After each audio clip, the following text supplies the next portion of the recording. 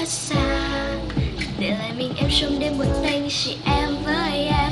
Tại vì sao anh ở nơi chốn nào mà tim em luôn mong về anh như phút ban đầu. Anh có thấy những lúc em đau, anh có thấy những lúc em buồn, mơ về anh từng giờ, mong chờ anh thẫn thờ, chỉ muốn thét lên rằng em nhớ anh. Trong tim vẫn mơ về anh, bao đêm thầm mơ về anh. Em bên anh nhưng có chẳng biết về bao buồn vui mà em đã qua. I wanna one get your love, never wanna to let go.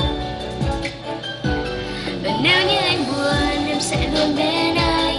Và nếu như anh cần, em sẽ là đôi cánh giữa nơi khung trời, giúp anh bay xa, dù bao sóng tố mãi luôn vượt qua.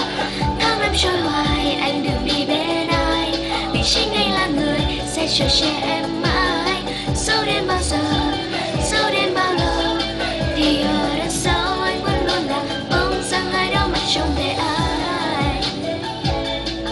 Luôn bên anh, luôn bên anh, luôn bên anh, luôn bên anh. Luôn bên anh, luôn bên anh, luôn bên anh, luôn bên anh. Và nếu một ngày nào đó anh chợt bước đi, thật lòng chẳng biết em sẽ nghĩ gì. Anh mang đi bao nhiêu lời ca, melody trong em không rời xa mất rồi. Và nếu ngày ấy em chẳng có anh, cuộc đời này sẽ chẳng còn màu xanh, vì em đã cho điều anh mạnh, baby boy.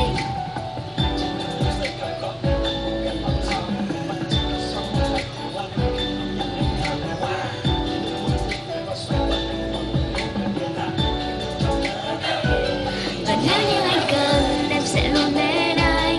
Và nếu như anh cần, em sẽ là đôi cánh giữa nơi không trời, giúp anh bay xa, dù bao sóng tố mãi luôn vượt qua. Tháng năm trôi hoài, anh đừng đi bên ai, vì chính anh là người sẽ chờ che